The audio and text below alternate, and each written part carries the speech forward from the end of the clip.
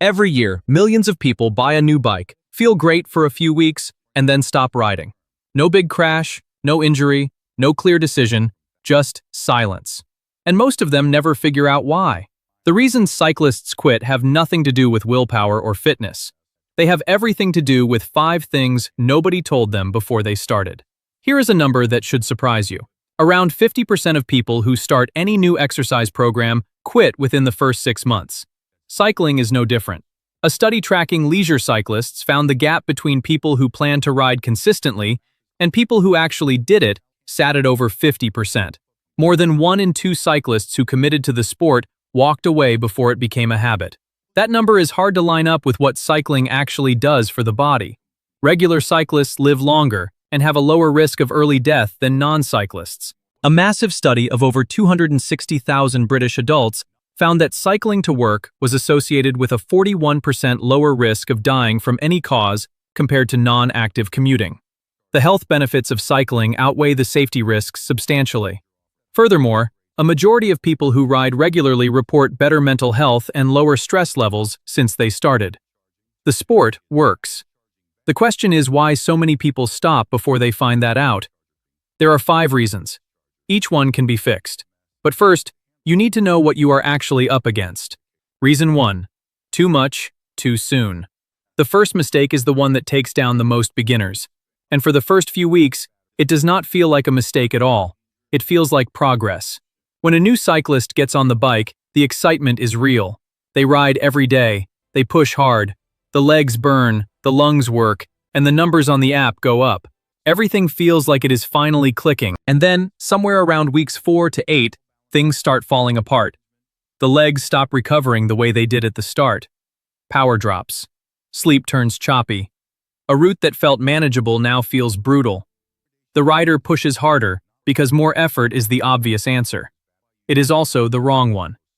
Overtraining happens when training stress consistently outpaces the body's ability to recover. Not for a day or two, for weeks. While clinical overtraining syndrome, OTS, is rare and mostly affects elite athletes, severe overreaching affects many dedicated amateurs. For beginners riding without any structure, the risk of burnout and excessive fatigue is high. The rule coaches point to is simple. Weekly mileage should increase gradually. A common guideline is the 10% rule, meaning mileage should not jump by more than 10% at a time. A sudden spike does not build fitness.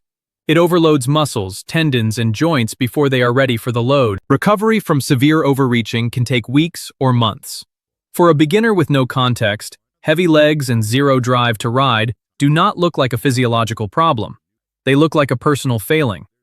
So the rider quits a sport that was working against a body that needed rest, not more miles. Reason 2.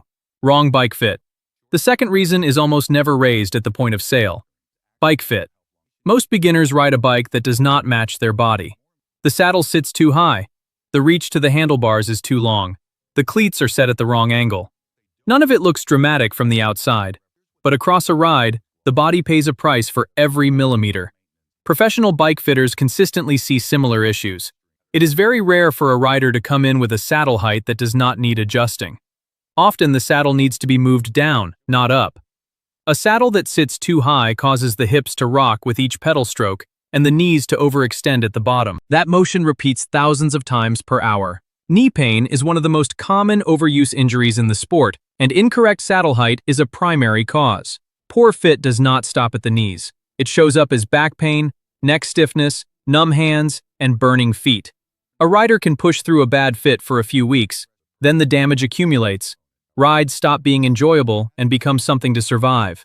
And because nothing about the discomfort comes labeled with a cause, most beginners land on one conclusion. Cycling is just a painful sport. It is not. The bike is simply set up for someone else. A professional fit usually takes a single session. For most beginners, that session changes the entire experience. Reason 3. Saddle soreness. The third reason is the one beginners feel most directly and understand least. Saddle soreness is not minor discomfort. When it is left alone, it moves from surface-level chafing to raw, broken skin. At that point, getting on any saddle becomes truly painful. Most riders make what feels like the obvious call. The sport hurts. They stop. What they do not know is that saddle soreness is largely preventable. The causes are narrow and show up in the same pattern in almost every case. Poor riding position, incorrect saddle shape or width for their anatomy, riding without proper padded shorts or wearing them improperly. The most common response from beginners is to buy the widest, softest saddle they can find. That often makes it worse by creating more friction points. Coaches and fitters point to the same root causes consistently. Saddle discomfort comes from excess pressure or friction caused by poor positioning and improper support, not a lack of padding. Saddle soreness is one of the top reasons cyclists tell people the sport is not for them. What they should have been told before their first ride was how to address fit, apparel, and hygiene to prevent it. Reason 4. Wrong motivation. The fourth reason catches riders who have done everything else right. It comes down to why they started.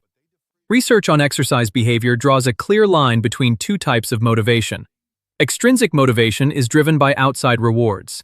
Losing weight, looking different, fitting into something by a certain date.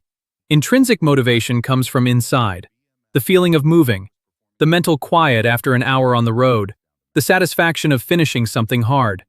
Studies show that exercising primarily to change physical appearance often leads to lower long-term adherence. When the body does not change as fast as expected, motivation collapses, and it does not rebuild easily. Committed exercisers do not inherently have more free time than people who quit. The gap between who stays and who leaves is not measured in hours. It is measured in why they ride. Cyclists who ride for the feeling stay through setbacks, slow progress, and bad weather. Cyclists who ride only for a specific external result leave when that result takes longer than expected. Reason 5. The comeback gap. The fifth reason hits the riders who made it through everything else. Life pulls them off the bike. A heavy week at work becomes 2. 2 weeks away becomes a month. The rider plans to get back when things settle down. Things do not settle down. And while they wait, the body quietly starts reversing the progress. After a few weeks off the bike, detraining begins. Blood plasma volume decreases, VO2 max drops. The heart scales back to a lighter demand. The body that handled long rides with steady breathing is no longer that body. When the rider finally gets back on, nothing feels familiar. The legs are heavy. The breathing is hard. A route that required no thought now requires stops.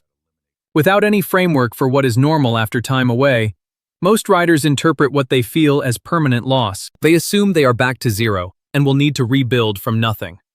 Coaches note that it takes a few weeks of consistent riding before a returning athlete feels like a cyclist again. That initial stretch between getting back on the bike and actually feeling good on it is exactly where most people give up for good, not realizing the adaptation comes back much faster than the initial build. Conclusion. So why do so many cyclists quit after a few months?